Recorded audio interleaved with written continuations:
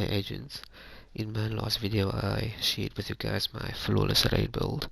So I decided in this one I'm going to show you my two bloodsucker builds. They're actually very similar. One is for PvE, one is for PvP. I'm basically just swapping two parts out.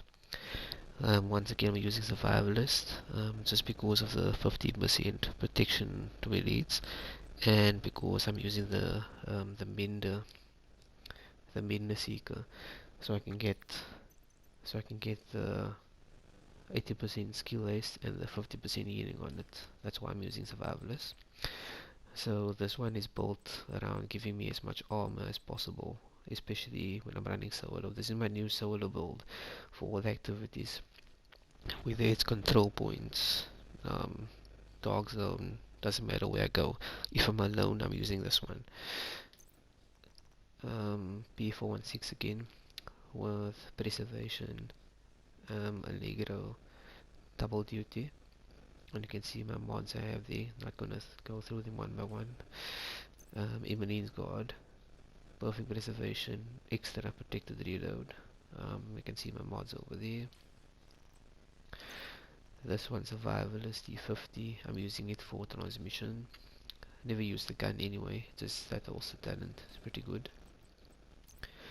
Where I'm getting my 10% extra assault rifle damage from is my Fenris mask with concussion, 23% as protection, 42% damage to elites. I know these are in the game, but I'm just using that because I'm using my 48 on something else, some other build. I'm using the 48% on, and I don't want to roll that off onto this and destroy that other mask. My chest is a Araldi with 32,000 armor, and which I rolled 19.5% total armor on.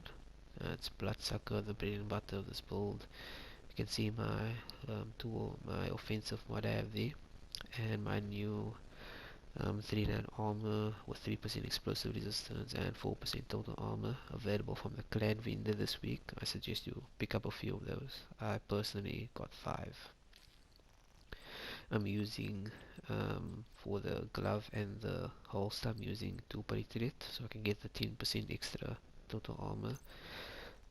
So on this one I have the 46-44 health, which I rolled on there, and 3% health, which was on there. And I have my 2 offensive mods, you can see there.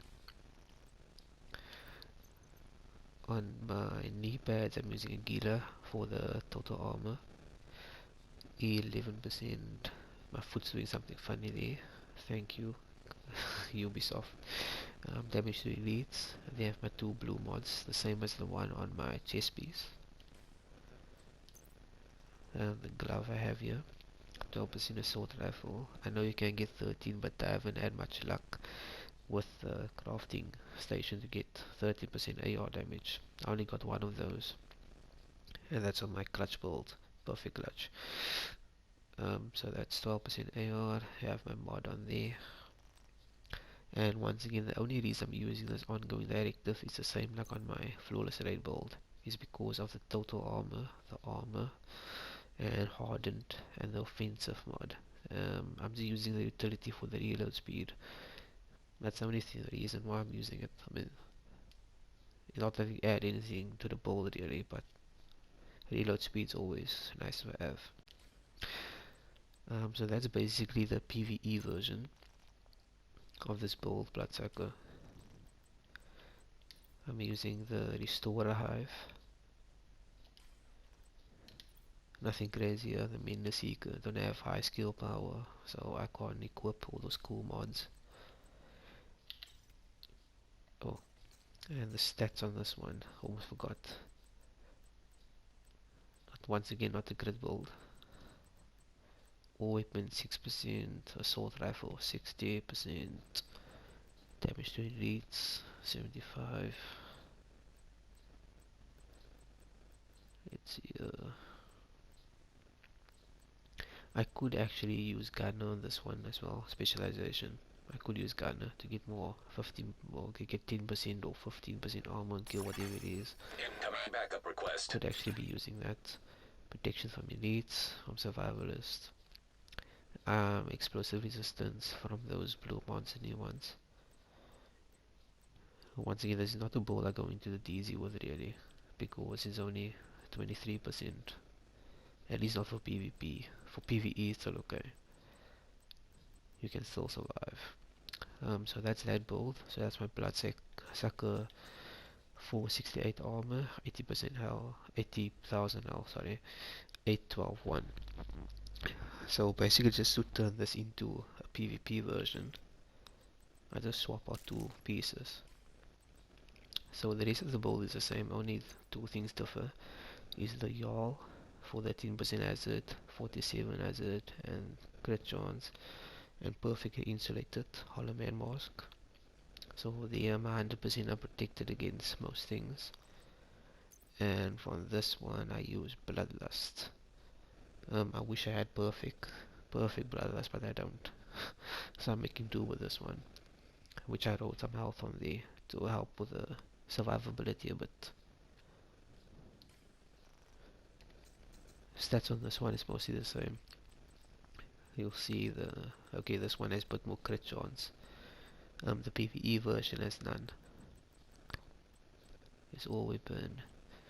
This one dipped a bit because I lost two offensive slots using the bloodlust. But I'm hoping that 15% you get from swapping makes up the difference. Damage release, because I couldn't get rid of the backpack. And that's the other place where damage release is. Or is not in knee pads, wherever it is. I can't get rid of it. Explosive resistance, pulse, has protection against bleed, blind, burn, confuse, disrupt, shocked, all those things. So that's the PvP version. As soon as I have some gameplay available, then I'll post that with these builds. That I have the flawless one and the two bloodsucker ones. I'm still busy perfecting the clutch ones. Then I'll make a video on those as well. They are here, they are in the works, because I actually want to change a few things. That's the PvE one, that's the PvP. I actually wanted to add cloaked to the PvP version, and to the PvE as well. I want to add cloaked on there. But yeah, those are my builds. If you would like to see some more stuff, stay tuned.